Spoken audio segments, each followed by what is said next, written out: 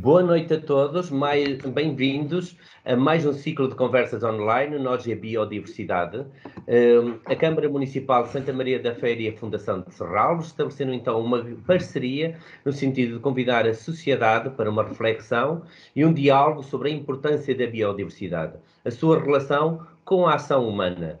Nós e a Biodiversidade. É um projeto integrado constituído por 5 elementos, 5 momentos, 5 temáticas, 5 conversas que procuraram, ao longo das várias sessões que já foram desenvolvidas, cumprir esta missão conjunta do município e de Serralves, para propor a cidadã e a ciência aproximar-se junto da comunidade, onde nós hoje vamos poder estar diretamente ligados aos polinizadores e numa conversa bastante agradável, que assim espero, também informal, onde nós vamos poder conhecer melhor o Albano e a Sónia Ferreira também, grandes especialistas já no mundo dos polinizadores, e que nós vamos poder então descobrir esta temática.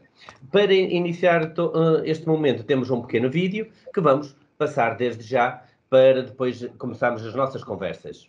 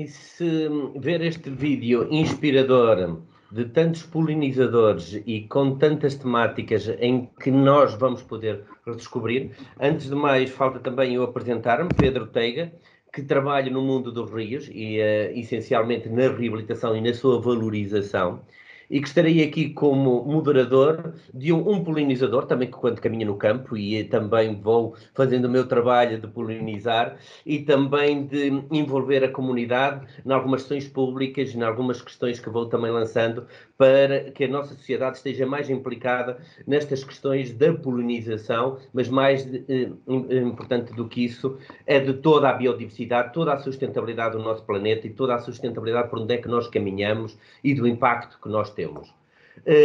Nesta sessão que nós temos, então, prevista, e como já referi há pouco, temos o Albano Soares, que será o primeiro, então, interventor aqui e orador, que, além de amigo, é um naturalista autodidata, nascido no Porto, em 1968. Desde a infância sempre demonstrou um grande interesse pela sua componente ambiental e natural, ligada à zoologia em particular. Desde a adolescência aprofundou o seu conhecimento em vários grupos faunísticos, como os vertebrados, as aves, a herpetofauna e mais tarde em várias ordens da classe dos insetos. Trabalha exclusivamente na entomologia há quase 15 anos, ou já para um bocadinho mais de 15 anos, na Tages, no Centro de Conservação de Borboletas de Portugal, de que é presidente da Assembleia Geral. Participou em vários projetos, ou em centenas de projetos, dos que eu destaco aqui, não vou enunciá-los todos. Em 2016, na geração Bio, Câmara Municipal de Mértola, como investigador, com as escolas da natureza, também na Câmara Municipal de Viana do Castelo, Proteger é Conhecer, Câmara Municipal de Vila Real, como investigador, a biodiversidade, endemismos, espécies protegidas associadas às lagoas, cursos de água da Serra da Estrela, valorizar um século de aproveitamento hidroelétrico, Fundo da Biodiversidade, EDP, e agora passando já para algumas publicações, desde trabalhos que tem feito ligados a vários cursos, da biodiversidade dos insetos, que fez e que tem feito pelo nosso país. É uma pessoa que nos inspira, que em todos os momentos que o ouvimos falar, e quando o vemos em campo e quando estamos com ele em campo, somos contagiados literalmente pela sua alma e pela sua forma de olhar este nosso mundo natural. Bem-vindo, Albano, a mais uma conversa, e agora és tu e te apraz partilhar connosco neste mundo. Obrigado, Pedro, por essas coisas todas boas que disseste de mim, pá.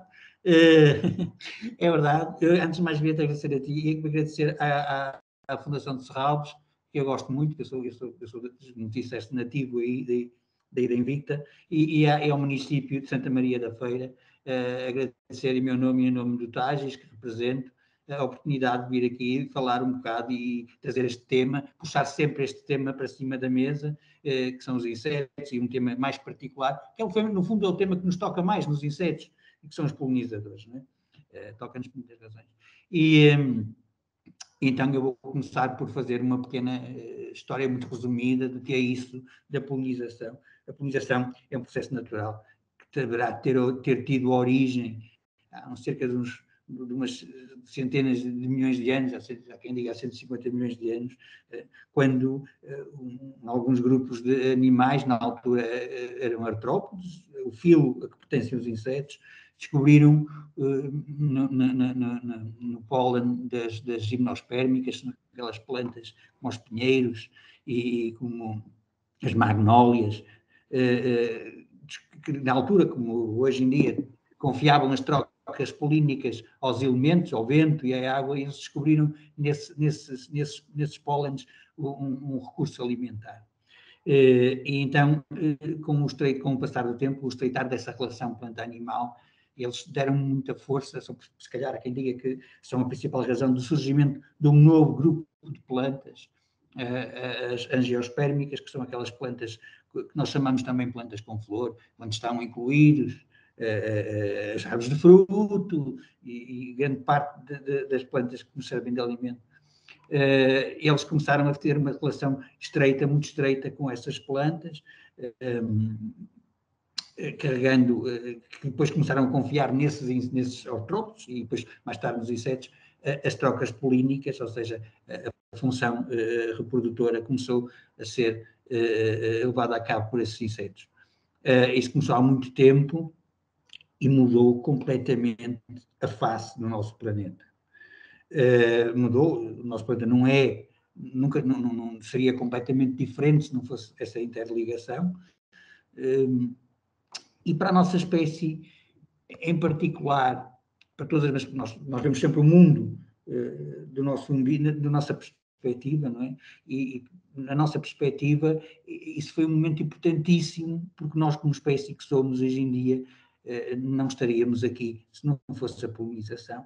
Isto porque nós evoluímos diretamente de um grupo de animais, de uma ordem, que são os primatas, nós somos primatas, não é? E os nossos antepassados diretos procuravam precisamente frutos, era uma grande parte da sua alimentação, ainda é grande parte dos primatas, e nós ainda hoje temos muitas características anatómicas desses tempos. O facto por exemplo, que pouca gente conhece, o facto de nós não sermos daltónicos, eu sou, mas a maior parte, a espécie humana consegue ver cores, isso tem muito a ver com o procurar frutos maduros nas árvores.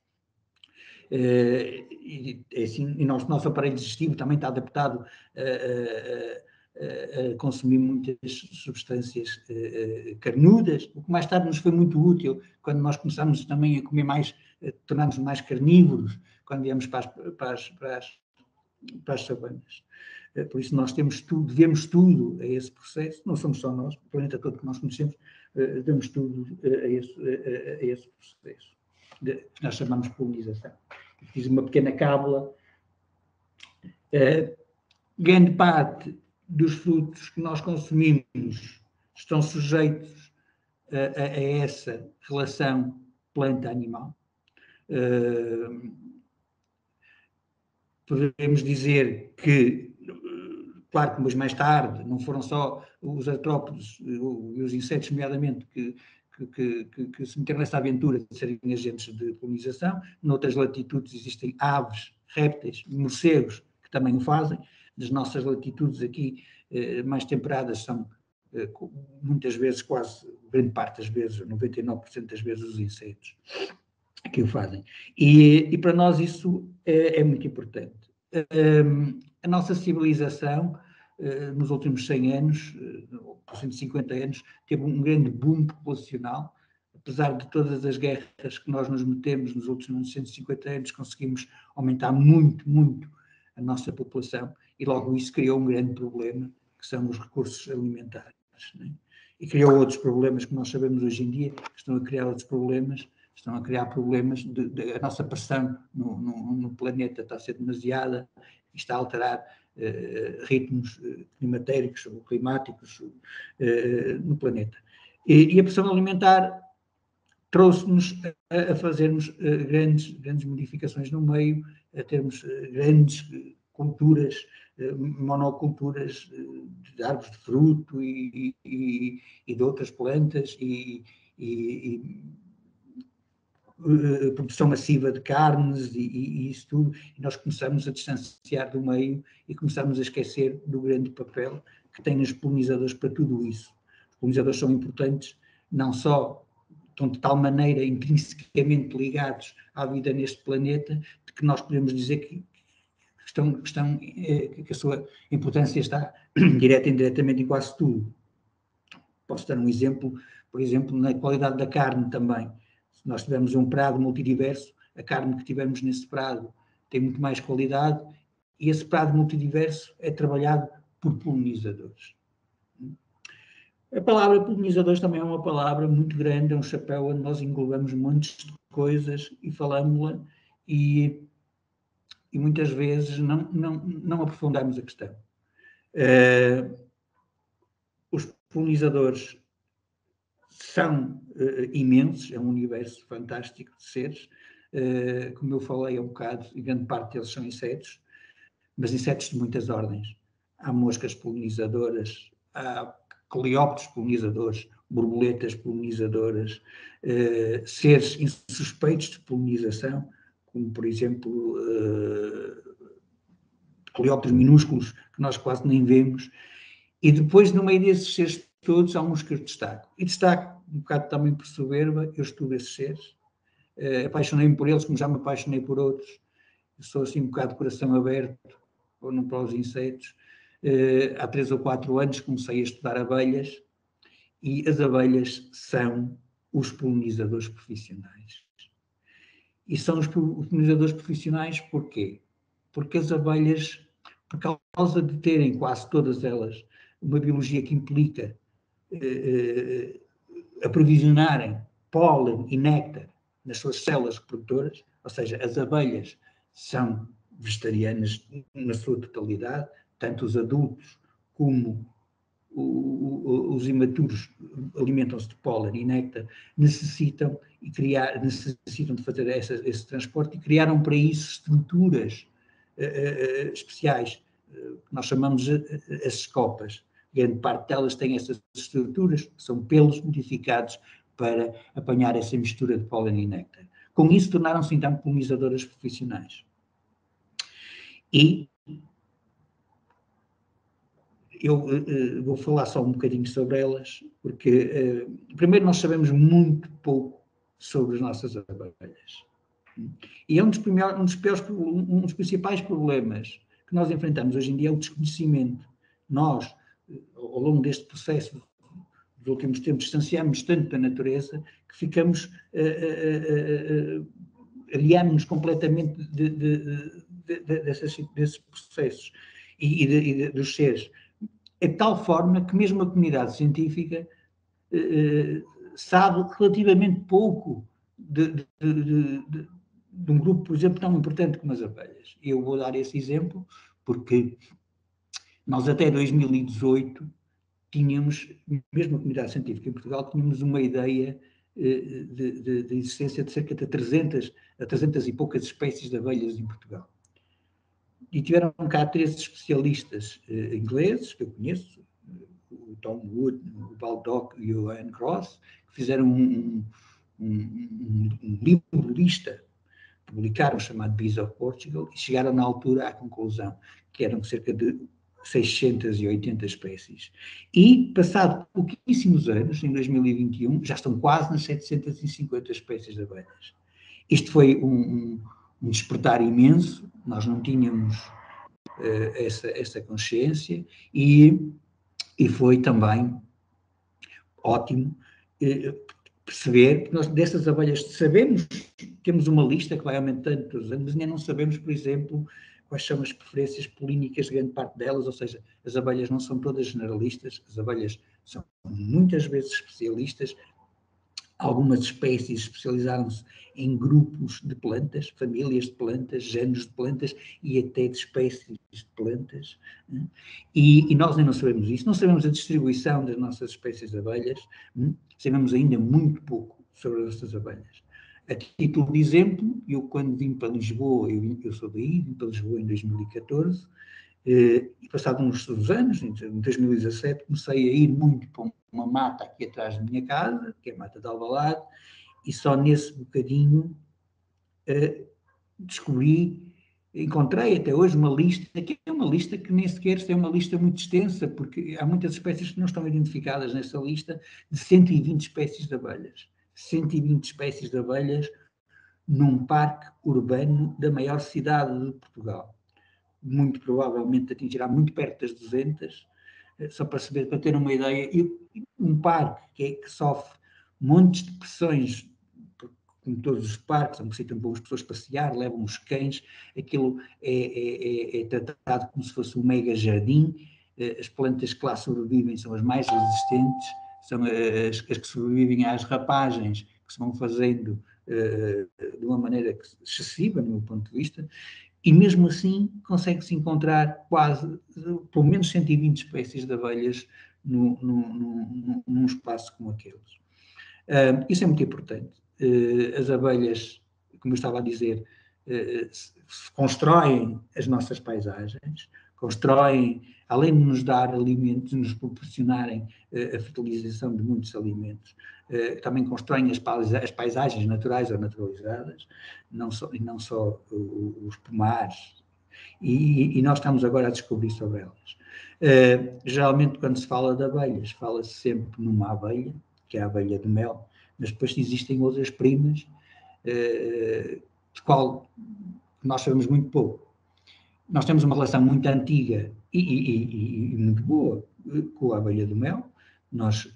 A abelha do mel dá-nos mel e dá-nos outros subprodutos da colmeia e faz-nos a polinização de muitas das nossas culturas. A abelha do mel é uma abelha generalista que gosta de plantas com bastantes fontes de néctar, de bom néctar e pólen, e grandes plantas, flores que conseguem suster o seu peso, porque ela é relativamente grande para o nosso mundo de abelhas, e nós apontámos-la sempre como a magnífica polinizadora e esquecemos todas as outras. A abelha da mel é ótima polinizadora, como é óbvio, mas há muitas plantas, por exemplo, eu li há uns tempos, e sei falar com produtores de rosáceas, de macieiras, de cerejeiras, de pereiras, que a abelha do mel não é a melhor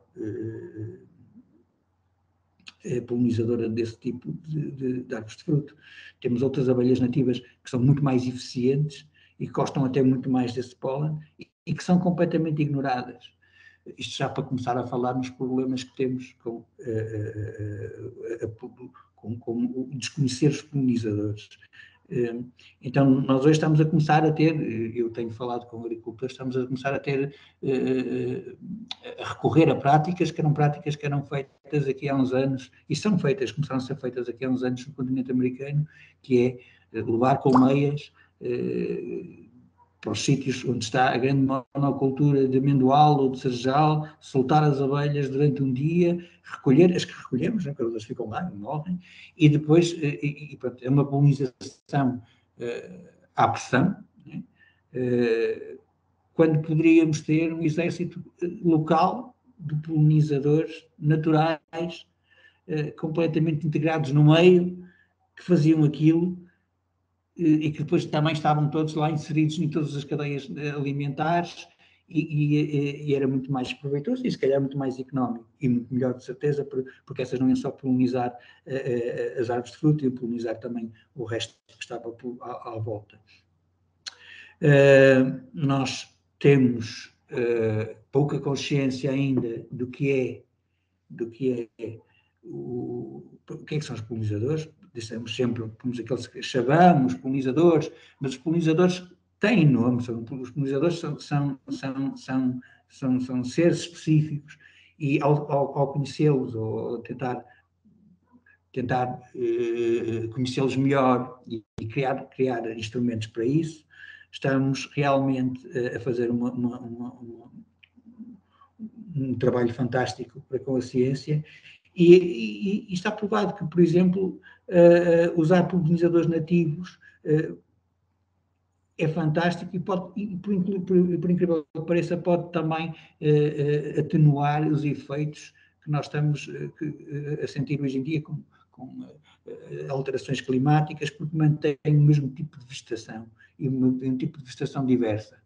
O que nós vemos hoje em dia nas produções agrícolas, a maior parte delas, já há outras que não fazem assim, e eu tenho visitado algumas com práticas muito mais saudáveis, mas umas são de arrasar completamente os solos, revolver completamente os solos, plantar extensões imensas de monoculturas que vão ficar poucos anos, têm um período de produtividade muito curto, de uma dezena ou 2 dezenas de anos, e que depois aquele terreno vai demorar anos ou séculos até para se poder fazer alguma coisa daquele terreno, porque entretanto limpou-se toda a vida, limparam-se todas as plantas, limpou-se todos os polinizadores que lá haviam. Isso está acontecendo em algumas partes do país.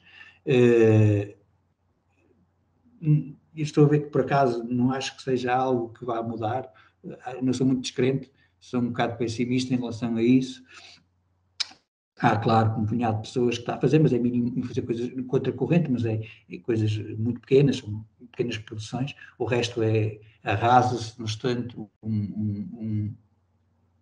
uma parte de um montado, e faz-se uma plantação de amendoal. E isso está a acontecer.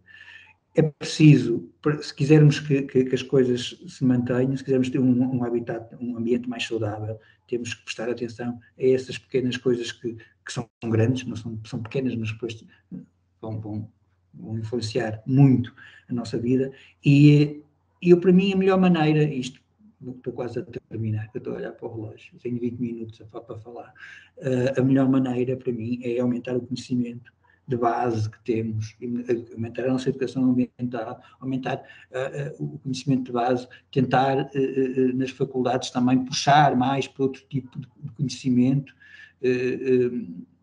e é isso que pronto, e depois isso também vai-se refletir nas práticas que nós temos. Só para ter um exemplo, mesmo nas grandes cidades, nós temos práticas, quando se fala muitas vezes, vamos proteger os polinizadores, e mesmo nas próprias cidades temos práticas contrárias, completamente contrárias. Eu costumo dizer que aqui em Lisboa, que estas 120 espécies, que Lisboa deve ser para umas 150 já descritas, que vivem à revelia das decisões camarárias. E é verdade, porque elas são resistentes, porque se não fossem, não estavam cá.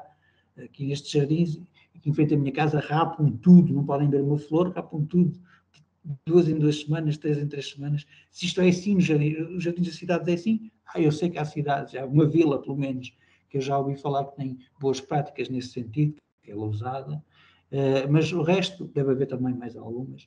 É assim, quando no setor agrícola, pronto, as coisas ainda são piores, não é? Porque aqui é uma questão visual, lá é uma questão de lucro, e temos que ter atenção, muita atenção, porque o tempo está a correr, é urgente, e se calhar daqui a 10 anos, quando formos contar outra vez as abelhas, já desapareceram meia dúzia, uma dúzia, duas dúzias. Quem fala das abelhas, outros polinizadores. Pronto, e era só isto. Terminei. Espero que tenham gostado. Ora, muito obrigado, Albano. Uma vez mais, de uma forma muito inspiradora, passando desde a fase primitiva que nós somos, em termos de espécie, e como é que nós estávamos tão próximos dos polinizadores, e como é que nós nos afastamos e nos esquecemos no momento em que estamos a comer um fruto, que esse fruto também já sofreu uma ação direta destes especialistas dos polinizadores. Mas ainda estamos a meio das nossas conversas. Agora vamos continuar com a Sónia Ferreira. Depois a seguir vamos ter aqui um momento de debate e todos podemos participar ativamente com questões e levantar a mão e de podermos efetivamente partilhar, que é para isso mesmo que nós estamos aqui. Por isso a Sónia Ferreira, doutorada em Biodiversidade, Genética e Evolução, entomóloga e investigadora da CBio InBio, Centro de Investigação de Biodiversidade e Recursos Genéticos da Universidade do Porto, coordenadora do projeto Polinizadores de Portugal, estuda insetos, a sua biodiversidade e distribuição. Fundamental, não é? Conhecermos a sua distribuição. A Sónia, então, desenvolve vários estudos focados nas várias categorias dos insetos. O seu foco tem sido libélulas, libelinhas, grilos, saltões e muitos outros que ela nos vai poder partilhar durante principalmente o doutoramento, onde se familiarizou com essa ferramentas de análise molecular e de estudos de relação filogenéticas entre organismos e as bases de DNA. Nos últimos anos, o seu trabalho centrou-se na elaboração dessa base de dados de referência de códigos de barras de DNA dos invertebrados para posterior uso de detecção e identificação de espécies de invertebrados. Em 2020 lançou o projeto Ciência Cidadã, Polinizadores em Portugal, e estamos nós também aqui, todos os cidadãos, aqui a ouvir, e que depois vai ser replicado também este vídeo para que muitas outras pessoas depois possam partilhar as descobertas que já foram feitas e mais informação acerca deste mundo dos polinizadores. Bem-vinda, Sónia, o palco é teu, literalmente aqui diretamente online, para podermos ouvir. Muito obrigado pela tua presença. Obrigado pelas tuas palavras, Pedro, obrigado pela introdução. Antes de mais, gostaria de agradecer o convite para aqui estar e demonstrar o meu grande agrado para ter esta conversa sobre polinizadores com dois colegas que conheço há muito das terras das águas, que já todos nós nos encontramos por outras andanças, então acaba por ser muito curioso estarmos aqui hoje reunidos para conversar de algo tão importante como os polinizadores, que em grande parte são insetos, mas não só. Queria parabenizar a Fundação de Serralves e a Câmara Municipal de Santa Maria da Feira por esta iniciativa e que seja uma de muitas e que nos voltemos a encontrar num futuro próximo. Vou então dar início à partilha do ecrã. Gostaria que daqui a bocadinho me confirmassem se conseguem ver ou não a minha apresentação. Ou seja, já conseguem ver a apresentação? Ainda não. Sim. Eu não consigo. Já está? Ok. Já está. As coisas online têm estas diferenças de timings consoante as velocidades da internet. Então, o que vou falar aqui é precisamente o tema do dia, é as nossas relações com os polinizadores e em que momentos é que os polinizadores entram na nossa vida, e espero que haja uma tomada de consciência de que efetivamente os polinizadores estão quase por todo lado e têm um impacto imenso no nosso dia-a-dia e especialmente na nossa qualidade de vida. Falar de polinizadores é muitas vezes falar de insetos, o que é natural, trata-se do grupo mais diverso do grupo biológico mais diverso, cerca de 52% de todos os seres vivos são insetos e, portanto, não é de estranhar que haja imensos insetos a desempenhar este papel tão importante, que se tem vindo cada vez mais a falar dos serviços ecossistémicos e, portanto, a polinização faz precisamente parte de um desses serviços ecossistémicos de aprovisionamento que é tão relevante para todos nós. E a polinização não é mais nada menos, ou seja, às vezes falamos tanto de determinados assuntos que depois começamos a acreditar que é um processo super complicado. Pode ser, ou pode ser dificultado em determinadas condições ou em determinadas espécies, mas a polinização é algo muito simples. É o transporte de pólen da parte masculina para a parte feminina de uma determinada planta, permitindo a sua fertilização. E este fenómeno é responsável pela reprodução de 80% das plantas com flor. E, portanto, há uma parte muito considerável destas plantas que necessitam de agentes polinizadores, polinizadores bióticos, as outras 20% essencialmente é pelo vento, e muitas das plantas das quais nós nos alimentamos dependem também dos polinizadores para poderem existir. E quem são estes polinizadores? São essencialmente insetos, no entanto temos também aves, outros roedores, répteis, por exemplo, às vezes surgem esquilos, podem ser macacos, e isso já foi referido aqui, e até mesmo pessoas. E um bocadinho mais à frente na minha apresentação vamos falar deste papel dos seres humanos enquanto polinizadores. E um dos aspectos curiosos que nós poderemos falar é, ok, nós temos tantos organismos a desempenharem um papel de polinizador, mas porquê é que eles fazem isso? E a maneira mais caricata, entendi eu, de o apresentar é precisamente como é que nós vemos o pólen para consumo humano, ou seja, é pegar numa embalagem daquilo que é pólen recolhido pelas abelhas e ver o que é que o pólen tem de especial. E o pólen é, efetivamente, algo com um altíssimo teor de proteína, é uma rica fonte de fibra, rico em vitaminas, e que é algo que a natureza providencia e, neste caso, as abelhas recolhem. Os polinizadores também procuram néctar, e quando nós falamos em néctar dos polinizadores e das flores, não estamos a falar do néctar que nós falamos comercialmente, que são sumos de frutas. O néctar que nós falamos quando referimos o néctar que os polinizadores procuram são líquidos açucarados, muito ricos em açúcares e, portanto, com um elevado valor energético e nutritivo, que são produzidos nas flores, em determinadas estruturas, e que podem estar mais ou menos acessíveis. E consoante as flores e a estrutura das flores, nós vamos encontrar polinizadores com estruturas com aspectos bastante distintos para alcançar precisamente o néctar. E, portanto, há aqui uma coevolução tanto das flores e dos polinizadores, uma luta para alcançar este benefício, portanto, o pólen e o néctar, em troca do serviço da polinização. Mas a polinização pode ser entendida de muitas formas e há diferenças de percepção. Nós, quando olhamos para uma flor, não estamos necessariamente a ver aquilo que os polinizadores estão a ver.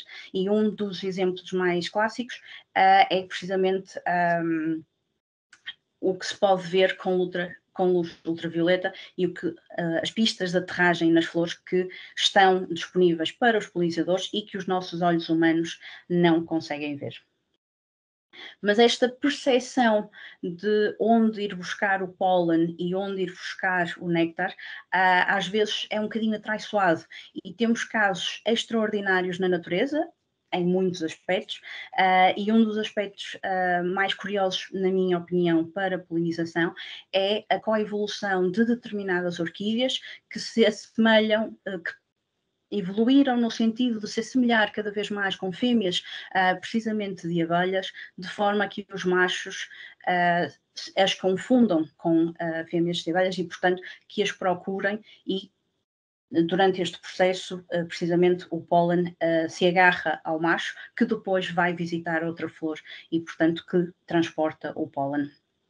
E isto acontece em várias espécies e observamos, inclusivamente, a evolução e a aproximação de determinadas espécies a determinadas flores e, portanto, há uma especificidade dos polinizadores. O Albano há bocadinho referia o conceito de polinizador generalista. Nós temos na natureza muitos casos de plantas que só são polinizadas especificamente por algumas espécies ou às vezes mesmo só uma espécie. E, por exemplo, nós estamos habituados a pensar nos colibris e nos beija-flores como aves que visitam as flores, e na Europa temos muito pouca percepção que nós temos aves que podem desempenhar este papel de polinização. E este é um estudo que foi realizado precisamente a verificar a capturar diversas aves e a verificar que pólen é que tinham nas suas penas e identificar esse pólen e fazer a ligação entre as espécies de plantas com as espécies de aves. E o que se encontrou foi, tanto no caso de insetívoros, granívoros e omnívoros, há efetivamente transporte de pólen e de imensas espécies de plantas, ou seja, muitas vezes nós não temos esta percepção de quão generalizado e quão vasto é o mundo dos polinizadores, e isto é um estudo relativamente recente. Em Portugal, ainda, no arquipélago da Madeira, temos a lagartixa da Madeira, que é conhecida por visitar as flores e se alimentar também do pólen, ou seja, as flores providenciam em abundância o pólen e o néctar. Obviamente que o pólen tem a função reprodutora, mas a sua produção massiva tem também uma função de atrair os polinizadores e potenciar esse transporte. E, efetivamente, quando falamos de polinizadores, aquilo que nos vem à mente é a abelha do mel. É a abelha do mel porque temos uma ligação muito próxima, é a abelha do mel porque crescemos a ver a abelha maia e várias gerações já o fizeram, e quando pensamos em polinizadores, acabamos por muito facilmente falamos em abelhas, e eu, por acaso, mesmo há minutos, referi, em vez de polinizadores, abelhas. O Albano já indicou precisamente que o mundo das abelhas é um mundo muitíssimo mais vasto do que a abelha do mel, que existem imensos tamanhos, formas e cores e especificidades, mas não só de abelhas se fazem os polinizadores. E nós temos imensos grupos, alguns deles até imitam abelhas e, portanto, muitas vezes, quando nós olhamos, a primeira coisa que nos ocorre é que estamos a olhar para uma abelha e não é bem o caso. E este é um extraordinário exemplo. Há um grupo de moscas, os sirfídeos, as moscas das flores, que são moscas que a maior parte das pessoas, pelo menos da minha experiência, sempre que mostro este slide ou que mostro imagens destas, toda a gente me diz que são abelhas. Nenhuma destas imagens corresponde a uma abelha. São moscas das flores que mimetizam as abelhas, porque as abelhas são um grupo com determinadas características e, portanto, que impõe algum respeito e confere alguma proteção a esta aparência. São um grupo extraordinário na sua forma larvar em muitas espécies, são predadoras, são auxiliares agrícolas extraordinários, são super importantes para a polinização de diversas plantas, inclusivamente culturas. Mas o simples facto de se chamarem moscas, muitas das vezes, cria aqui uma certa dificuldade de apreciação, porque nós temos uma ideia muito forte sobre o que é uma mosca e que as moscas são algo menos positivo. E isso é algo que eu acho que importa tentar mudar e explicar precisamente. Outro grupo super diverso que é super diverso, isto é, bastante diverso, mas é menos diverso do que o grupo das moscas. As borboletas diurnas são são muitas delas polinizadoras e que encontramos muito facilmente nas flores, e até acabam por ser as espécies mais observadas, porque são, pela sua beleza e pelas suas características, pelo seu tamanho, acabam por ser mais vistosas. Então não é tão difícil de gostar nem de observar as borboletas na polinização, quando em comparação com outros grupos. E muitas vezes vamos encontrar também nas flores, se virmos com alguma atenção, uma série de escaravelhos, alguns deles claramente em plenos banhos de pólen durante a sua alimentação. Mas porquê que isto é importante? Porquê que os polinizadores, porquê que cada um de nós se deveria, de alguma forma, preocupar um pouco com os polinizadores? Muito simples. Muito daquilo que é a nossa alimentação atual depende dos polinizadores. Ou seja, cerca de 75% das plantas cultivadas dependem de polinizadores, e isso engloba diversos grupos de alimentos, seja as leguminosas, seja frutos, seja legumes. Temos efetivamente uma diversidade muito grande de produtos, de frutas e hortícolas, dependentes da polinização. E não quer dizer necessariamente que o homem não possa existir sem polinizadores, mas que a nossa alimentação radicalmente iria alterar e que iríamos ter algumas deficiências de vitaminas, pelo menos, sem dúvida. E, portanto, não, é mesmo muito difícil pensar o que é que seria a nossa realidade sem polinizadores. Para aqueles que não são tão fãs das frutas mais consideradas frutas, podemos sempre pensar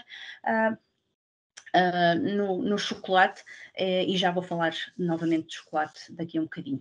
Ou seja, aquilo que é os nossos pratos mediterrâneos, aquilo que é a nossa mais-valia da nossa alimentação, a diversidade e a riqueza de vitaminas, de nutrientes, depende imenso da ação dos polinizadores e, acima de tudo, de diversas espécies de polinizadores. Um dos aspectos que no nosso dia-a-dia nós nem nos apercebemos, é o café, e como a produção do café beneficia da presença de polinizadores, neste caso de abelhas, e eu, por exemplo, não consigo imaginar o que seria do nosso país sem café. Acho que entraríamos numa crise bem mais grave do que qualquer crise que já conhecemos. Se formos para outras paragens do mundo, vamos encontrar produtos tão diversos como a tequila, por exemplo, que depende de polinizadores, que nesse caso são morcegos. A polinização é efetuada por morcegos. E, portanto, à medida que vamos caminhando no mundo, vamos encontrar diferentes polinizadores e diferentes produtos que podem ou não fazer parte do nosso dia-a-dia. Um dos aspectos mais curiosos e talvez menos emblemáticos em termos de marketing, vocês dirão a vossa opinião, é o caso do cacau. Tem vindo a ser estudado se esta é efetivamente ou não a única espécie que poliniza o cacau. Sabemos que há uma mosca muito pequenina, esta mosca que está na imagem, que permite a polinização do cacau e que dá origem precisamente a todos os produtos derivados de cacau, portanto o chocolate. E um dos aspectos que eu achei mais curioso de encontrar foi campanhas do Dia dos Namorados a celebrar precisamente as moscas e o papel importante nas moscas na nossa vida. Há alguns problemas de marketing aqui, mas talvez seja precisamente para reconhecer essa visão enviesada que nós temos de alguns destes organismos. Um aspecto super interessante da polinização é que muitas vezes se fala se polinizou ou não polinizou, e, portanto, parece que estamos assim num sistema binário, ou um sim ou um não, e não. Efetivamente, nós temos... não é só se ocorre ou não polinização, muitas vezes temos variações na qualidade de produção, na variabilidade dos frutos, que vêm precisamente de maior ou menor intensidade, isto é, de eventos de polinização em todas as sementes e em todas as... que chegam a todas as partes. E um dos exemplos mais simples é, por exemplo, os morangos, que nós geralmente olhamos para eles enquanto um fruto, mas na verdade o fruto do morango são cada uma daquelas grainhazinhas pequeninas que às vezes nós até nem achamos muita piada. E acho eu que todos os que estamos a observar já comeram em algum momento um morango assim um bocadinho mais tortinho, um bocadinho mais branco, e sabem que em termos de paladar este morango não é um morango tão agradável como um morango todo perfeitinho, todo vermelhinho. E isso passa precisamente por uma variação no sucesso de polinização de cada destas estruturas. Ou seja, nós quando encontramos uma pera ou uma maçã que geralmente são assimétricas, estamos na prática a observar uma variação no sucesso de polinização de cada uma das sementes, ou da ausência de sementes neste caso, porque não ocorreu polinização. E como tinha prometido, vou falar um bocadinho da polinização realizada por humanos. Às vezes parece-nos assim uma ideia muito estranha, porque efetivamente, apesar de termos noção que os polinizadores estão ameaçados e que se tem vindo cada vez mais a falar nisso, no contexto de Portugal é um bocado estranho pensar em pessoas que andam efetivamente com uns pincéisinhos ou a auxiliar a polinização das diversas culturas. No entanto, há muitas partes do mundo em que isto não é assim, e eu vou-vos trazer um exemplo que é bastante claro sobre isso. Mas há muitos locais, há vários motivos pelo qual nós podemos necessitar de polinização realizada por humanos, nomeadamente em locais onde o nível de degradação ambiental e de utilização de pesticidas já excedeu em muito aquilo que a natureza conseguiria regenerar. E, portanto, a única maneira de obter alimento é precisamente este serviço. E a partir do momento que existe este serviço, também deveria cada vez mais ser mais presente a importância económica que têm os polinizadores, que são um serviço que a natureza nos providencia e que nós muitas vezes ignoramos. E o caso que eu vos trago é a baunilha. A baunilha é um aroma que nós temos em diversos produtos alimentares e é resulta da vagem das orquídeas, ou seja, tem origem, o aroma vem precisamente das vagens de determinadas orquídeas oriundas do México. E a polinização destas orquídeas é feita na natureza por determinadas abelhas, que são as melipona. Ora, a baunilha que nós comercialmente, provavelmente até mais ouvimos falar, é da baunilha de Madagascar. E temos aqui os dados de 2019, grande parte da produção, o maior produtor mundial foi Madagascar, seguindo da Indonésia, seguindo da China, sendo que o México foi o quarto maior produtor a nível mundial, mas já com uma produção de cerca de 1/6 do maior produtor mundial. E isto, ou seja, o caso das orquídeas, apenas no México, estas abelhas existem. E, portanto, para haver a produção de vagens de baunilha em todas as outras áreas do mundo, é preciso precisamente proceder-se à polinização manual. E esta polinização é realizada por humanos. E, portanto, há aqui um serviço ecossistémico fundamental. Neste caso é por produzirmos uma determinada planta num local onde não existem os polinizadores naturais. Portanto, recapitulando de uma maneira muito simples, da próxima vez que pensarem em comer um gelado, acho eu que naturalmente vão pensar em polinizadores, seja ele de baunilha, de morango, de chocolate. A verdade é que os polinizadores estão muito, muito presentes no nosso dia-a-dia, seja nas sobremesas, seja nas sopas, seja nas saladas, e têm um papel fundamental. E falando um bocadinho destes organismos que são, na sua maioria, no nosso país, insetos, o que é que eles precisam? Ou seja, eles estão ameaçados ou eles enfrentam algumas dificuldades e o que é que eles precisam? Eles precisam exatamente aquilo que nós precisamos e que quase todos os seres vivos precisam. Precisam de abrigo e precisam de alimento.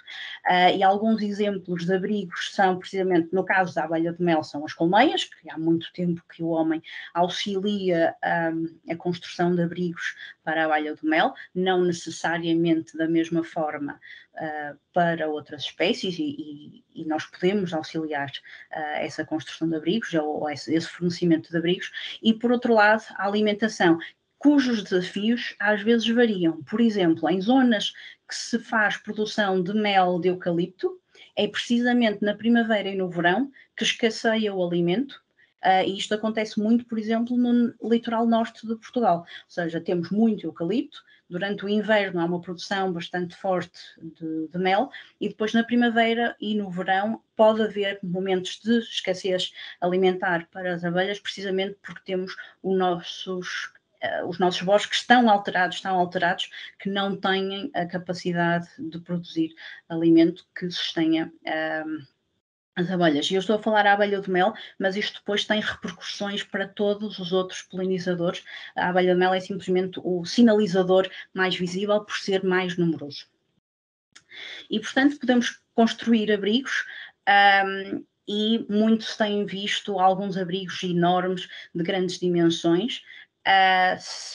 Há muita coisa que o Covid nos ensinou e tornou muito mais fácil explicar que agregações às vezes não são uma boa ideia, ou seja, muitos organismos concentrados é muito mais fácil passar de doenças e problemas. Às vezes os hotéis de grandes dimensões também acabam, dado que aves e mamíferos têm a capacidade de aprendizagem, acabam por se tornar rapidamente restaurantes oficiais e, portanto, quando sugerimos sempre a construção de abrigos para polinizadores de médias ou pequenas dimensões, e múltiplos, ou seja, em vários espaços, de forma a minimizar quer a propagação de doenças, quer precisamente esta habituação dos predadores que depois descobrem onde é que podem ir buscar as suas refeições. E em termos de alimento, muitos se têm alterado e eu espero que 2022 seja o ano que nós vamos ver realmente a maior parte dos municípios em paz com não cortar a relva de 2 em 2 semanas e a deixar florir a maior parte da vegetação e efetivamente produzir as suas sementes, alimentar uma série de polinizadores e criar aqui esses ecossistemas muito mais vivos e muito mais interessantes do que os que temos neste momento em meios urbanos. E isso o Albano também o referiu, o grande problema dos polinizadores, que os polinizadores enfrentam, é precisamente o desconhecimento. E precisamente, às vezes, é o desconhecimento que há na natureza também serviços de regulação que conseguem auxiliar práticas agrícolas, claro que não podem estar presentes em sistemas super intensivos, porque na verdade não há espaço para a vida de qualquer outro organismo, mas no entanto a natureza tem uma série de mecanismos, tem uma série de predadores que conseguem em muitos casos assegurar o controle e a regulação das pragas quando em oposição aos agroquímicos que são extremamente nefastos, quer para as pragas, o que é entendido como algo positivo, porque é esse o objetivo, mas para todos os outros insetos que também efetuam outros serviços, como o caso da polinização. Em Portugal, eu acho que todos nós já ouvimos uma expressão, que é mata, que é bicho. E esta é uma expressão que me vem a chatear, que me vem a incomodar nos últimos anos, acho que sempre ouvi desde pequenina, que é alguém vê um inseto, um invertebrado, um bicho, e a primeira reação é mata. E, eventualmente, às vezes vão espreitar o que é. E isto é algo que me incomoda particularmente, porque por muito que eu estude insetos e que cada vez perceba melhor qual é a sua função e que isso seja algo tão evidente, custa-me muito que na maior parte dos casos as pessoas não tenham uma percepção do seu papel no mundo em que vivemos, mas acima de tudo que não lhes permitam sequer viver antes de ver o que é que eles são. E foi também muito nessa sequência desse desconhecimento de organismos, da necessidade que nós temos de nos conectar com a natureza e de perceber o papel fundamental de muitos organismos, que surgiu o Polinizadores de Portugal, um projeto que nasceu em pleno Covid, que pedia tão simplesmente que as pessoas tirassem fotografia aos animais que visitavam as suas varandas, os jardins dos seus prédios, no período de confinamento. O sucesso foi enorme. E, portanto, é um projeto que veio para ficar, é um projeto que veio para ensinar e ensinar a todos. Eu tenho aprendido imenso com este projeto e acho que todos nós podemos aprender imenso com este projeto e com os resultados deste projeto, que são públicos, que estão numa plataforma pública e cujos dados são acessíveis a todos. Basicamente, o que é este projeto? Muito simples. Temos um ambiente com animais diversos, mas podem, na verdade, a plataforma pode-se utilizar para animais, plantas, fungos, o que seja. Temos um telemóvel capaz de tirar uma fotografia, fazemos um upload na plataforma e temos na prática o resultado do que é os Polinizadores de Portugal. E nós o projeto arrancou o ano passado e contamos já com 96.364 observações, que é algo para lá de extraordinário. Estão identificadas 3.854 espécies, algumas das quais poderá ser bastante discutível se são ou não polinizadores. O conceito de polinizador, como eu vos expliquei, é um bocadinho vasto, ou seja, a função não é algo super definida e, portanto, há aqui alguns aspectos que ainda precisamos de polir e de definir quem é polinizador e quem não é, mas estamos a falar sempre de uma minoria, a grande maioria são efetivamente polinizadores e já contamos com dados de mais de 3.600 pessoas que participaram neste projeto e que fizeram os seus registros e disponibilizaram. E trago aqui, em termos de cobertura nacional, nota-se obviamente a maior concentração em zonas urbanas, mas temos uma excelente cobertura nacional, ou seja, há muitas pessoas efetivamente e estão distribuídas ao longo do nosso país a fazer registros. A plataforma permite saber, depois tem assim um ranking de quem fez a maior parte das observações, a maior parte das espécies e quais as espécies mais observadas. A espécie mais observada é efetivamente uma borboleta, seguida da abelha do mel. São duas espécies que basicamente conseguimos ver ao longo de todo o ano, portanto também por aí temos mais registros. E trago-vos aqui apenas 2 exemplos de 2 espécies. Estes são os registros até ao final de 2020. E estes são os registros até à data atual, que nos permite ver que realmente temos muitos mais dados sobre estas 2 espécies que vos trago aqui. São espécies super comuns, que nós assumimos o que é péssimo em ciência, mas não temos dados e, portanto, assumimos que estão presentes em quase todo o país e estamos efetivamente a acumular informação real sobre a sua presença. E, portanto, trago-vos aqui 2 espécies bastante comuns e cuja distribuição tem vindo a ampliar imenso. Muito obrigada pela vossa atenção. Agora creio que passo a palavra ao Pedro. Muito obrigado. E fizemos mais uma viagem magnífica, agora ilustrada com fotografias, que também com muitos exemplos, muitas curiosidades, e temos um momento ideal para começarmos a interagir, porque efetivamente aquilo que nós acreditamos é que se nós queremos, nós e a biodiversidade, é que este nós é nós seres humanos, nós, cada um individualmente que está aqui a assistir a estas intervenções, como é que se posiciona relativamente aos polinizadores, como é que se posiciona relativamente a este conhecimento.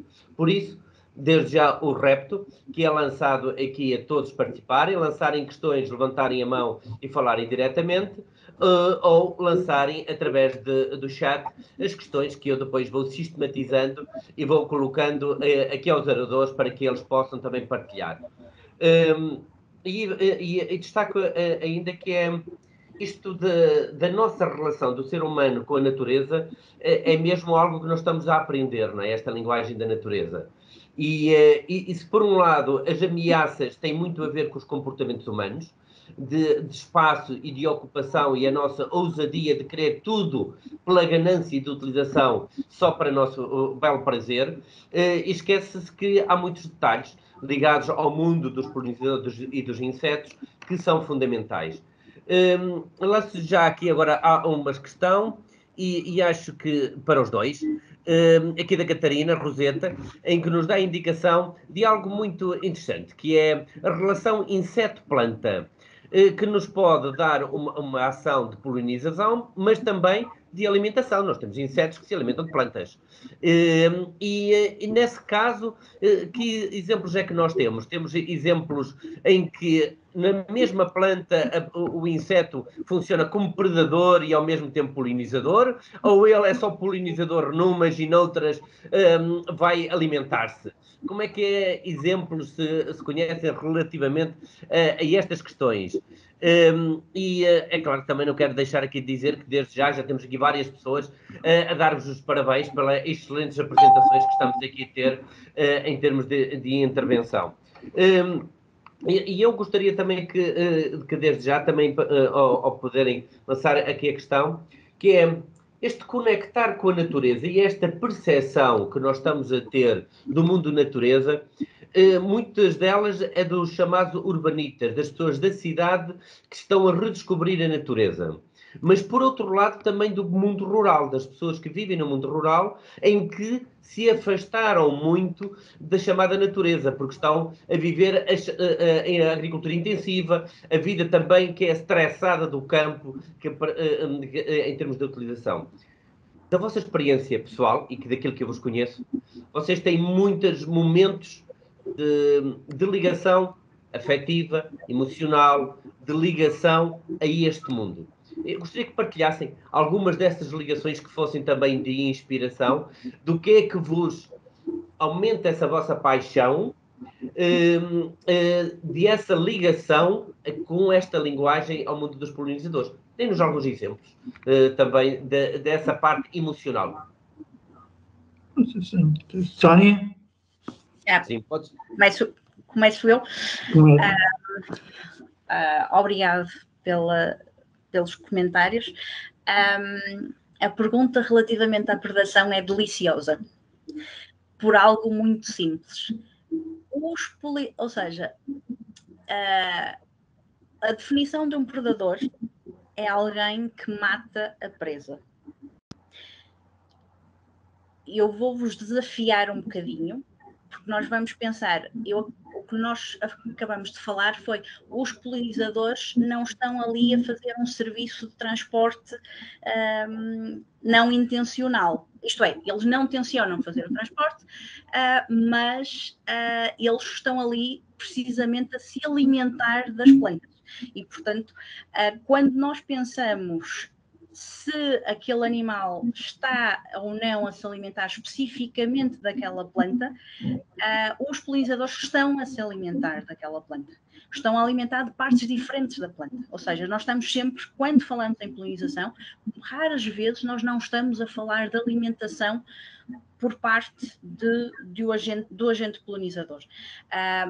Há, efetivamente, ou seja, falando especificamente dos polinizadores, nós vamos ter polinizadores muito específicos, que só se vão alimentar de uma determinada planta, que só vão visitar uma determinada planta, e depois temos polinizadores generalistas que se alimentam de pólen de diversas plantas, às vezes até de diferentes famílias de plantas. Relativamente à especificidade de alimentar, por exemplo, pensando nas borboletas, vou estudar. Não sei se o Albano sabe assim qual é o panorama geral. Eu confesso que não sei, mas a percepção que eu tenho é as borboletas adultas, quando procuram as flores, geralmente não são específicas das flores, ou seja, estão à procura de um néctar e são um bocado generalistas, podem, e geralmente na fase larvar, são mais específicas, mas podem ou não estar a ocupar a mesma planta. Em termos estatísticos das nossas espécies e das nossas plantas, eu não sei se isso será a maioria ou não.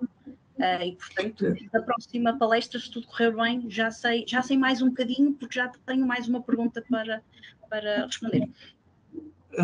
As nossas borboletas, principalmente as diurnas, mas as noturnas também, as que se alimentam, porque há muitas borboletas que na fase adulta não se alimentam, não são, em geral, especialistas. Ou quando são, tem a ver com uma anatomia. Ou seja, há adultos que vão buscar, os que se alimentam, vão buscar pólen e néctar.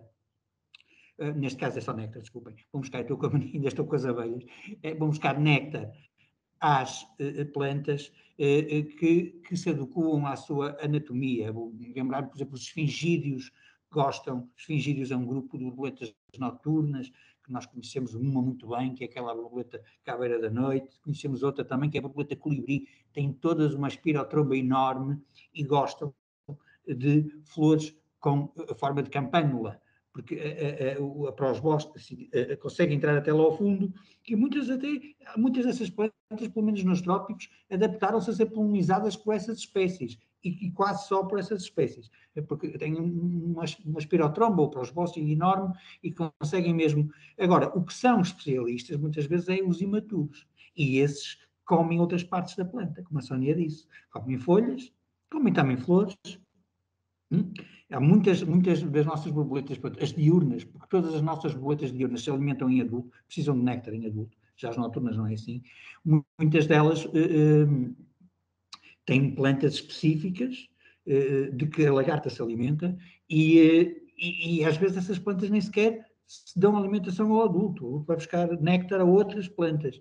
Mas assim, agora, os adultos das nossas borboletas, que eu não conheço nenhum caso de nenhuma especialista em flores, a não ser esses casos dos esfingídeos, porque como são muito grandes e têm uma espirotromba, aquela muito grande, precisam de flores em forma de campânula. Só é assim, é só o que eu conheço. Não conheço. Ora, outra questão que eu gostaria de lançar era relativamente a espécies invasoras. No mundo dos polinizadores e do mundo dos insetos, também temos no mundo das plantas, não é? Que nós sabemos que elas andam por aí e com perdas de biodiversidade associadas ao mundo das espécies invasoras. No mundo dos polinizadores, como é que estamos? Temos de entrada de insetos que estão aqui a perturbar a nossa dinâmica, ou também está tudo em equilíbrio no mundo dos insetos, são as plantas e os peixes e os répteis e os mamíferos é que andam mal? Como é que anda esse mundo? Queres começar tu ou começo eu? Isto é grande. Não há equilíbrio nenhum. Mas podes começar, Sónia. O exemplo mais conhecido de inseto, ou seja, o exemplo mais falado nos últimos anos de inseto invasor com efeitos nefastos, muito poucas pessoas se aperceberam que ele também pode ser um polinizador. E seguramente, se fosse invasor e se fosse só polinizador, eu acho que nós vivíamos todos muito felizes e provavelmente nem sequer lhe chamávamos invasor. Ficávamos simplesmente felizes por termos uma adição à nossa fauna. A abelha asiática, a vespa asiática, correção, também pode ser observada visitar flores à procura de pólen. No entanto, não é por isso que ela é conhecida e o impacto dela, o impacto a sério da sua presença não é relativo à polinização. Temos algumas espécies invasoras, mas o grupo dos insetos pauta-se muito por o desconhecimento. Portanto, temos alguns, e o Albano claramente tem algumas ideias do mundo vasto que está a pensar. Seguramente a realidade será mais atroz e mais numerosa daquilo que sabemos, porque nós sabemos muito pouco da nossa biodiversidade entomológica, dos grupos de insetos que temos, falta muito conhecimento. e todos os anos encontramos espécies que já existem cá há centenas, milhões de anos, e todos os anos nós estamos a encontrar novos registros para Portugal, de espécies novas para a ciência, e portanto, naturalmente, vamos encontrando novas exóticas, algumas das quais com potencial invasor. A ideia que eu tenho é que sim, são imensas espécies e que esse equilíbrio que existe está sempre a ser testado, não é? Se calhar sempre foi assim, sempre esteve a ser testado, não é? Ou seja, a vida na Terra é uma sucessão de equilíbrios e desequilíbrios, não é? É sempre assim. Basta mudar uma coisinha, não é? Basta subir um grau e há mais uma espécie que se consegue estabelecer, basta descer e há uma espécie que desaparece e vai mais para o sul, é sempre assim. Neste momento nós temos bastantes espécies, pois como a Sónia disse, temos um desconhecimento muito grande, mas vamos vendo sempre espécies, a vespa velutina está cá e já está outra vespa do mesmo género na calha, aqui há uns anos para cá, um outro género de vespa asiática, um outro género, não, do mesmo género, outra vespa, do género vespa, já está na Catalunha, é um igual predador terrível também para as abelhas domésticas. Eu, no momento, não me estou a lembrar do nome dela, mas é vespa, mas já está aí. E depois há aqueles que são tão pequeninos e cujas implicações nós só vamos ver a muito mais longo prazo, que nem sequer nos apercebemos, não é? Mas que também estão aí. Às vezes achamos montes de piada e nem sabemos há quanto tempo é que eles estão aí. Há pouco tempo apanhei uma joaninha exótica aqui no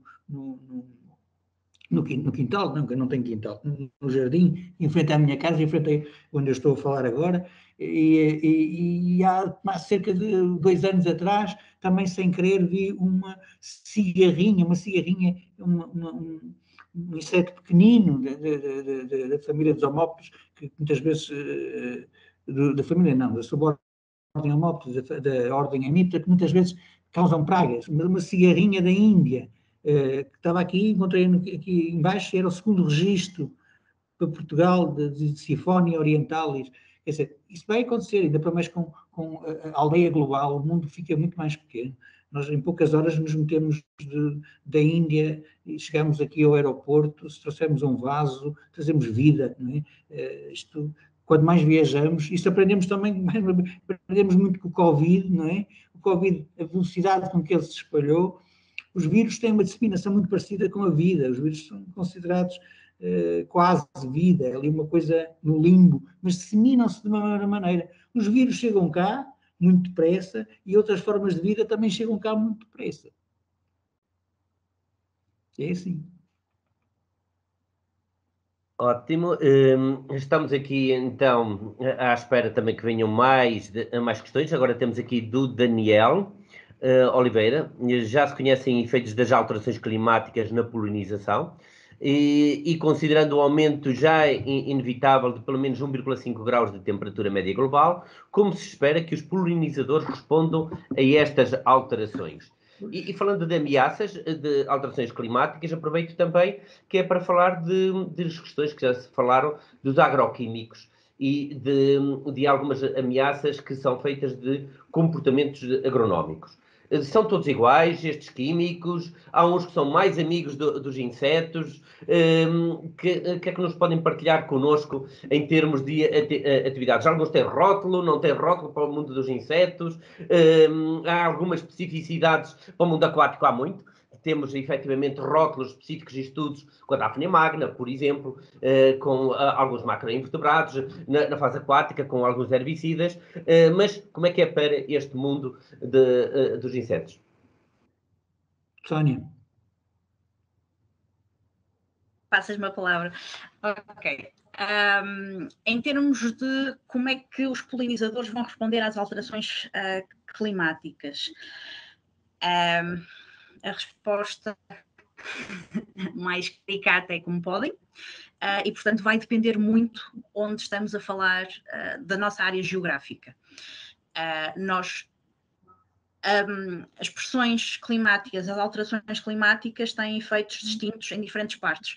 Nós vamos ter quase certeza, e já temos polinizadores que vão aumentar as suas populações e aumentar as suas áreas de distribuição, mas, por exemplo, tudo o que for organismos mais restritos em termos de temperaturas, que vivam no topo de montanhas, em zonas de ilhas, ou seja, que não tenham a possibilidade de alterar a sua distribuição e de procurar áreas mais adequadas para a sua existência, vão ser bastante afetados. E isto depois também tem muito a ver com as espécies vegetais às quais eles estão associados e qual o papel na sua diversidade. Ou seja, é uma temática bastante complexa.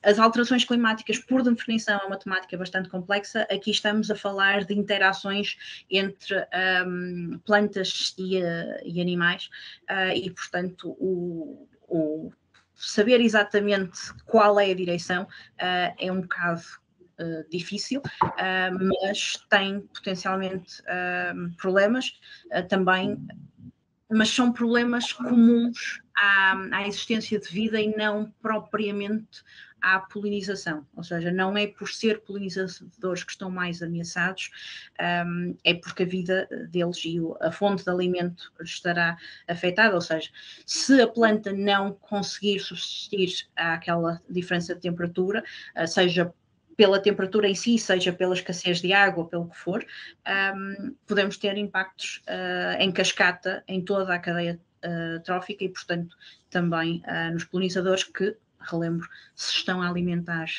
daquelas plantas. Queres adicionar algo? Não, era mais ou menos isso, e lá está, o desconhecimento é muito grande e nós também não sabemos muito bem, há previsões para umas subidas, algumas são muito grandes mesmo, eu ouvi aí falar de subidas de 5 graus em 10 anos, isso é 4 graus e meio, é mudar mais ou menos o panorama do que nós conhecemos hoje em dia, não é? Como é que os insetos e como é que a vida se vai adaptar a esse tipo de alterações, pá, é uma incógnita. A vida vai cá ficar na mesma. Pode não ser a vida que nós estamos habituados a ver, que essa vai ficar cá, mas a vida vai estar cá na mesma. Quanto em relação aos produtos, pá, e ao uso de agroquímicos, isso são grandes discussões. Eu confesso que não sou grande conhecedor desses produtos, já em tempos com problemas com as libelas, com a água, estava mais alertado para esses problemas. Agora sei que eu tenho contactado com montes de produções biológicas ou chamadas biológicas, eles têm um determinado número de produtos que podem usar, não são agroquímicos propriamente dito, mas usam fertilizantes, nitratos, e a maior parte deles vão buscá-los à combustão, mas depois também usam suplementos. Esses suplementos depois vão alterar os solos, não tenho estudo nenhum de saber até que ponto é que alteram completamente a vegetação, isso é verdade. Vão parar as linhas de água, obviamente que sim, e alteram. Agora, até que ponto é que isso altera as comunidades de polinizadores? Com certeza que alterará. Claro, já não estamos a falar do grande agronegócio de esterilização da terra, isso altera terra queimada, não é? Estamos a falar mesmo em produções chamadas biológicas e que são usadas, também altera, por isso imagino que nas outras deve alterar muito mais, deve dizimar completamente, em alguns casos, a vida, não é? Em termos de agroquímicos ou de produtos para controle de pragas, nós vamos ter produtos que tenham uma persistência no meio muito mais longa do que outros, mas aqui a grande diferença, acho eu, relativamente aos produtos da água, é que o objetivo dos pesticidas é efetivamente matar insetos. E, portanto, não é de estranhar que sejam eficientes. Ou seja, eles são selecionados, enquanto que no caso de um herbicida a especificidade, o objetivo é outro e depois pode ou não afetar, aqui é muito mais difícil conseguir algo que mate insetos, mas que não mate insetos. É algo tão simples quanto isto. Algo que eu às vezes que eu costumo referir, e por acaso hoje não trouxe aqui na apresentação, ou seja, nós cada vez mais há mais percepção dos produtos que são utilizados, da sua duração no meio ambiente e, portanto, tenta-se que sejam produtos que sejam eficientes naquele momento, mas que desapareçam rapidamente, que sejam degradados e que desapareçam do meio ambiente e que não estejam ali a persistir. Uma das questões mais problemáticas, na minha opinião, para polinizadores é precisamente a questão da desparasitação animal. Há produtos que já foram banidos da agricultura e que nós utilizamos no nosso gatinho e no nosso cãozinho em casa. E eu não estou inocente, eu tenho gatinhos e eu utilizo, eu não vivo, tento não viver com as pulgas e, portanto, também recorro a essa desparasitação externa. E esses produtos que já foram banidos da agricultura continuam a existir e a ser comercializados. Ou seja, eles afetam os sistemas nervosos dos insetos. O que é que nós queremos? Queremos que os nossos animais não tenham nem nemátodos. O mesmo produto, o que nós pedimos de um bom desparasitante de um cão ou de um gato é que mate nemátodos e tudo o resto de pulgas. Carraças, ou seja, grupos absolutamente distintos. Portanto, que tenham um largo espectro, automaticamente vão afetar imenso outros organismos. E uma das coisas que nós deveríamos ter consciência é que quando levamos o nosso cão a passear logo a seguir a ter colocado uma pipeta, ou deixamos o nosso gato passear livremente, eles estão a distribuir algo em quantidades nefastas, algo muito forte e em elevadas quantidades, que a parte agrícola, que costuma ser a mata da fita, até já corrigiu isso. E isso nós fazemos no nosso meio doméstico e já está a aparecer evidência científica e quantificações, impactos, mas é algo relativamente recente. E é uma corrida em que biólogos e veterinários precisaremos de conversar um bocadinho mais e de conciliar, porque estamos a ser muito, muito disruptivos em termos de ecossistemas no que toca a animais domésticos. A nível dos herbicidas, sim, já temos alguns que conseguem proteger os polinizadores, não é? A esse nível, porque são exatamente vocacionados especificamente para plantas, por isso aqui os animais acabam por ficar mais isentos, ou pelo menos melhor, de acordo com o herbicida, como é óbvio. Também há de longo espectro, pequeno espectro e de especificidades. Ok, ainda aqui mais questões, e este mundo dos polinizadores, claro que deixaríamos aqui para a noite inteira, mas ainda temos aqui mais alguns minutos, e temos aqui o que é que uma pessoa poderia fazer se tivesse um dia para dedicar aos polinizadores, ou 2 dias para dedicar aos polinizadores no ano? Então, uma ou 2 ideias que vocês possam passar, e há aqui, desde já, a Catarina Roseta, que está aqui a indicar, bem, se eu tivesse um jardim, algum tempo, nós poderíamos semear algumas misturas para polinizadores específicas, e aqui gostava mesmo que vocês detalhassem o que é que são estas misturas, porque estão aqui muitas vezes sementes invasoras e sementes que vêm cá de genes do Canadá e de genes da Itália que estamos a introduzir nos nossos jardins, certo? Que possam falar um bocadinho acerca disso. Ok, desta vez vou começar eu. Em relação o que é que se pode fazer se tivesse 2 horas? Podia, por exemplo, como a Sónia disse, fotografar durante 2 horas polinizadores e mandar para o projeto da Sónia. Era ótimo para os polinizadores. Podia fazer isso se quisesse dedicar-se 2 horas aos polinizadores. Isso era uma boa ideia. Também pode, se tiver uma hortinha, pode plantar umas plantinhas nativas durante 2 horas por semana, pode fazer assim umas pequenas coisas e também fazer atividades que surjam no seu perímetro da sua residência em relação a ir para o monte. São tudo coisas válidas para fazer com 2 horas, não sei se era por semana, se era por mês, mas pronto, era bom que fosse regular, não fosse só 2 horas uma vez, mas se fosse só 2 horas uma vez também podia. Ter umas fotografias por telefone no quintal ao lado, na fotografia ao lado, mandar para o projeto dos polinizadores da Sónia e pronto, já tinha feito alguma coisa.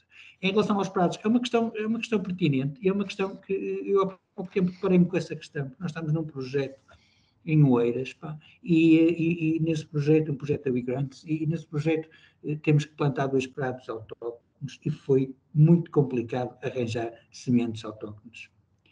Existem misturas para prados no país todo, existem tudo com sementes, com exóticas, plantas híbridos, plantas genéricos, que são híbridos de várias variedades que ficam genérico qualquer, de trebo e de alfafa, de não sei o quê, e é difícil. Existem em Portugal, eu não tenho agora de cabeça, existem pelo menos duas pessoas que estão a produzir prados nativos em Portugal e vendem sementes, é caro.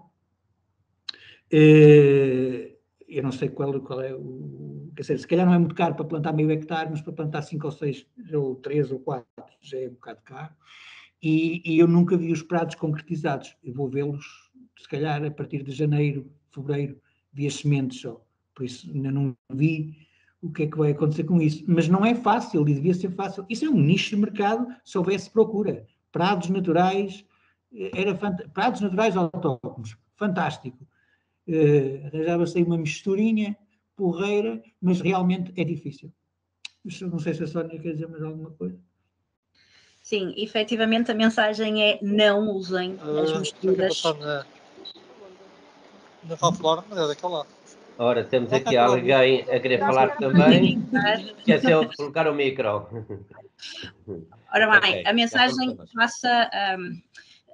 vejam bem a constituição das misturas, mas efetivamente a informação que temos, e temos vários colegas em diferentes partes do país, e todos nós, ainda ninguém disse esta mistura é perfeita, e perfeita ainda estamos na fase de não ter exóticas, ok? Pois. Ou seja, não estamos na fase de é perfeita porque os polinizadores adoram aquela mistura. Não. Estamos na fase de as misturas que temos em Portugal têm espécies que não é suposto nós estarmos a plantar. E, portanto, isto pode parecer um bocado estranho virem aqui falar de polinizadores e saírem daqui com uma mensagem: não usem misturas para polinizadores.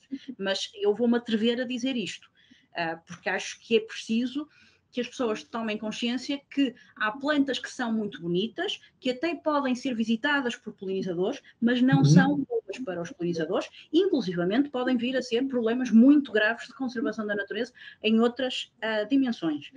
E, portanto, sem dúvida.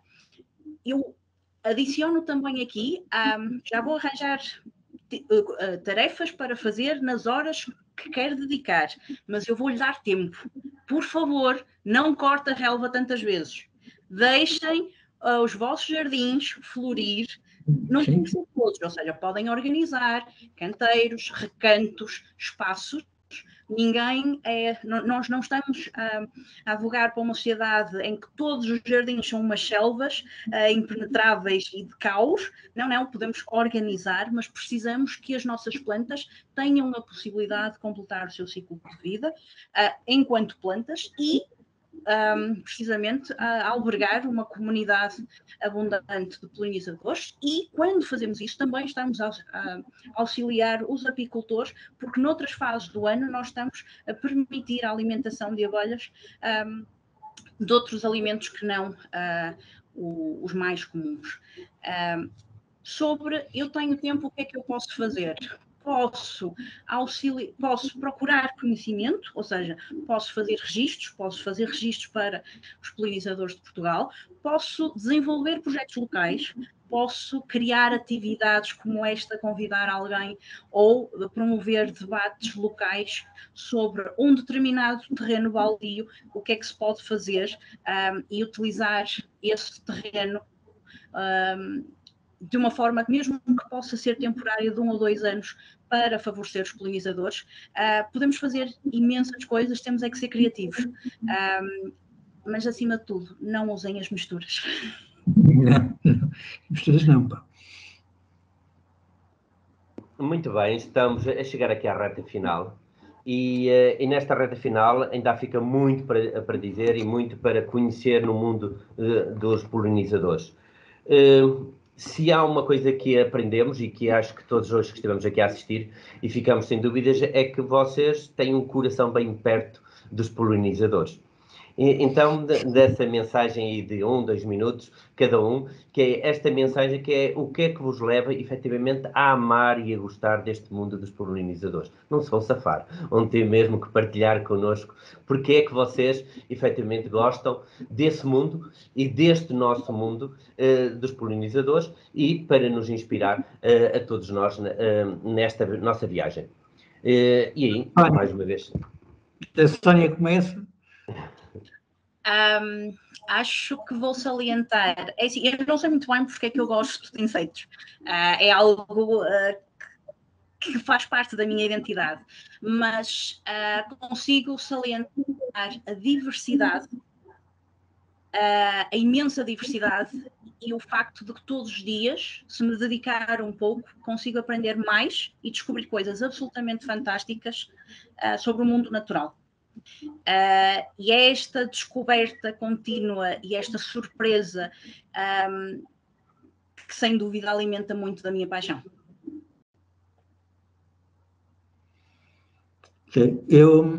As razões são um bocado parecidas, não é? É diversidade. Eu não sei, devido a um problema qualquer, ou problema que não é problema, não sei, eu desde miúdo tenho um vício incrível de compartimentar tudo, de meter tudo em caixinhas. Eu lembro quando era miúdo, vi a primeira vez na vida uma peça de mobiliário do século XVII chamado Contador, e nunca pude ter uma, nem nunca vou poder, porque aquilo é muito dinheiro, mas eu fiquei fascinado com aquelas subdivisões de caixas e caixinhas, de gavetas e gavetinhas que tinha lá dentro. E essa sempre foi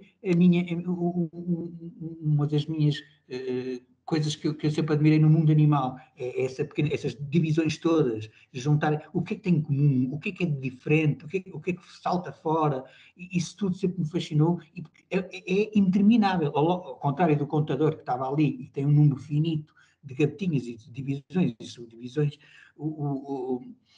já os animais, e provavelmente os insetos, que são o paradigma da diversidade, não é? São os seres mais diversos, é quase infinito, não é? Quer dizer, nunca vou viver, nem que eu vivesse 6.000 vidas, ia conseguir dividi-los a todos e ver o que todos têm de especial, e depois encaixar as vidas deles, não é? As ecologias deles, os bichinhos deles, isso é o que eu fico fascinado com isso foi isso que me levou a gostar não sei se é compreensível, se consigo transmitir isto assim, mas é isso que eu gosto.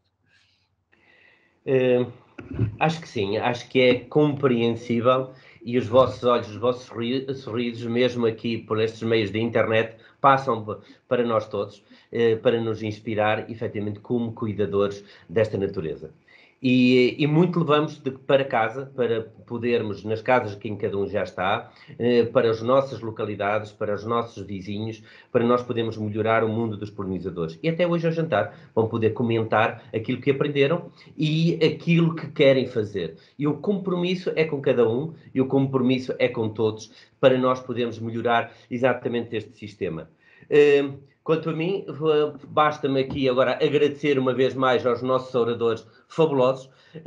Não estivemos junto a um rio nem junto à água desta vez, mas vamos nos encontrar de certeza mais vezes junto a estes corredores ecológicos, mas de agradecer aqui concretamente às equipas da Câmara Municipal de Santa Maria da Feira, na pessoa da Engenheira Marina, também de Serralves, da Fundação de Serralves, nas pessoas da Marta e da Mariana, que estiveram aqui também sempre a dar apoio, e aos oradores, uma vez muito mais obrigado, mas isto não terá impacto se efetivamente esta informação não for para todos, acessível para todos, e cada um fizer um bocadinho para esta melhoria do nosso mundo. Há biodiversidade em nós, então cuidemos de nós, cuidemos dos nossos polinizadores. Muito obrigado, até breve, junto a um rio ou junto a um polinizador. Com certeza.